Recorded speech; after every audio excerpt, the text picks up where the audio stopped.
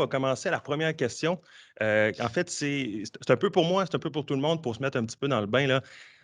En fait, qu'est-ce que ça inclut la chaîne d'approvisionnement dans son ensemble? Est-ce qu'il y a quelqu'un d'entre vous deux qui veut se lancer pour expliquer un petit peu, tu sais, ça commence où, ça finit où la chaîne d'approvisionnement pour une PME, une entreprise, peu importe laquelle? Ben, je peux y aller, Romain, si ça te Bien va. sûr. Ça, c'est une question tellement importante et il y a malheureusement très peu de réponses qui circulent, surtout dans la PME. Et c'est le point de départ de beaucoup de choses. La chaîne d'approvisionnement, malheureusement, selon les rencontres que l'on a, il y a une compréhension trop limitative de ce que c'est. Et souvent, on associe la chaîne d'approvisionnement à ma logistique et au transport. Et c'est dommage parce qu'on se concentre là-dessus. Ou on dit la chaîne d'approvisionnement, c'est l'émission de mes PO, recevoir mes demandes à l'interne, puis gérer, faire mes relances, puis obtenir mes livraisons. Donc, c'est intéressant comme question parce que moi, je la présente toujours, la chaîne d'approvisionnement, comme en deux portions. Je sais que là, on n'est pas dans le visuel, là, donc il va falloir que je sois claire et que je fasse un ingénieur de moi-même pour expliquer, mais c'est très simple.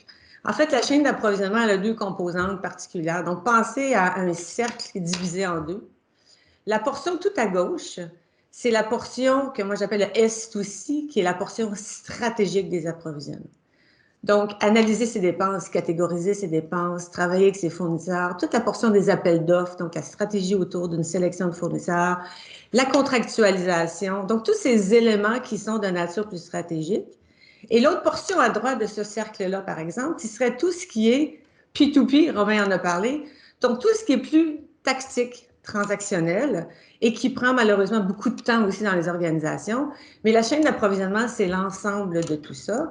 Et si on l'intègre dans un concept de chaîne de valeur, ben c'est tout le flux et tout ce qui est intrant, par exemple, dans ce que vous avez besoin pour livrer vos produits et vos services à vos clients à destination finale.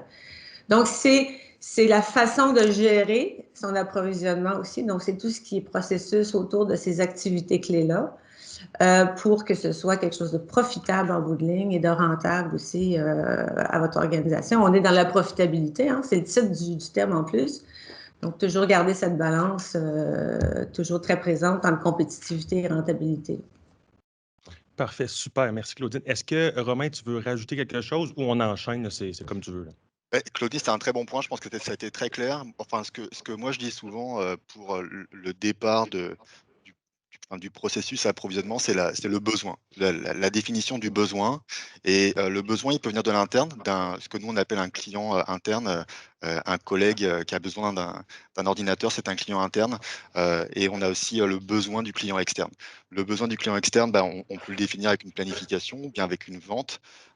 Mais pour moi, c'est ça qui lance le signal d'un début d'approvisionnement, c'est un besoin, que ce soit interne ou externe.